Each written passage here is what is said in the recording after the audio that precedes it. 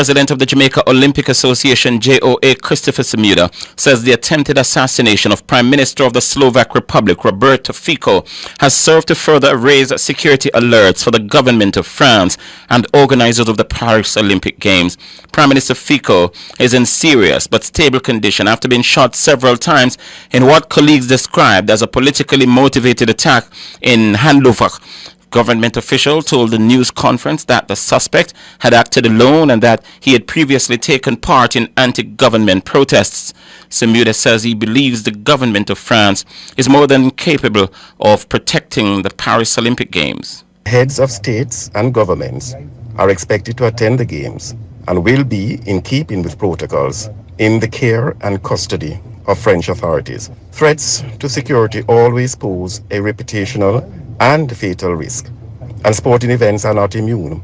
And I suspect that with the assassination attempt, the French authorities are more than before on high alert, and intelligence gathering using technology at its best must be at fever pitch. JOA boss says they'll be putting in place special plans to ensure the safety of Jamaica's delegation in Paris. The JOA has always treated the security of our delegations as primary, and current events reinforce for us the imperative of monitoring movement and establishing parameters, the need for an efficient communication system, spatial intelligence, and, critically, taking responsibility for your own safety. That's Chris Samuda, and of course, Nationwide 90 FM are the exclusive radio broadcasters of the Olympic Games here in Jamaica. You can join us starting July 26 for the opening ceremony. I'll be in Paris to paint the picture of what's happening over there in France, while the team here in Jamaica bring you and I suppose, sail the ship and provide the best coverage we possibly can for the Olympic Games. We're counting down to that. Now, coach of the national senior women's football team, Hubert Busby, says the expansion of the Under-17 Women's World Cup to 24 teams will help to enhance the games for females around the globe. Busby says such a move is important for emerging nations like Jamaica. And that is then the springboard for us to develop even more local talent here. That allows for them to kind of matriculate through the 20s and into the senior team. And what we've found, especially at the U17, and we have great examples of that with the likes of the Jody Browns, is that if you're good enough, you're old enough. And so, we can get some really exciting young players like a Destiny Powell who can come into this program and might be playing again, like we've seen with the Bunny Shaws and the Kanye Plumbers of the past. And they've been able to almost play in all these different age groups, the 17s, the 20s, the senior women's team. And we see how that beneficial is to our development pyramid and what that means to the senior women's team at the end. Hubert Busby. FIFA has proposed a 5-pillar plan to tackle racist abuse in football. The sport world governing body said it had undergone an extensive consultation process with current and former players who are passionate about making change. One of the planned proposals would see the introduction of a standard crossed hands gesture for players to communicate racist incidents during games. Alric Swaby tells us more. The Global Stand Against Racism proposal will be presented to FIFA's 211 members at its annual Congress in Bangkok today. The first pillar of the proposal intends to make racism a specific offense which is included in all member associations' disciplinary codes and has its own specific and severe sanctions, including match forfeits. FIFA said it will pause, suspend and abandon games in cases of racism.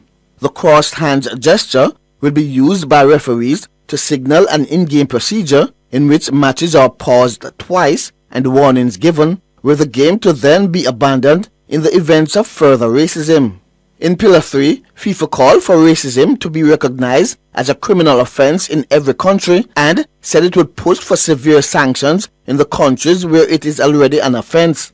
FIFA also said it would promote education initiatives with schools and governments to provide a future free of racism, while an anti-racism panel made up of former players will be set up to review the progress of the proposal. Earlier this year, Brazil and Real Madrid winger Vinicius Jr. said he felt less and less like playing football because he had suffered repeated racist abuse. Last year, a FIFA report found almost 20,000 abusive social media posts were aimed at players, coaches and officials during the 2022 World Cup in Qatar.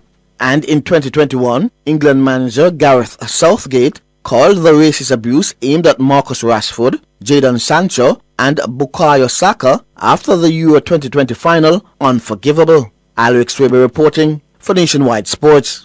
Thank you very much, Alric. Women's tournament will return to the Queen's Club for the first time in more than 50 years in 2025, following discussions with the Association of Tennis Professionals about the impact on the men's event the week after. Male players raised concerns about the quality of the grass courts they'll inherit at the historic venue in West London. The ATP has requested a review to take place after next year's inaugural two-week event, but the LTA says it's very confident it will be a permanent move. And Iga Swiatek defeated Coco Gauff 6-4, 6-3 to secure her place in the Italian Open final in Rome.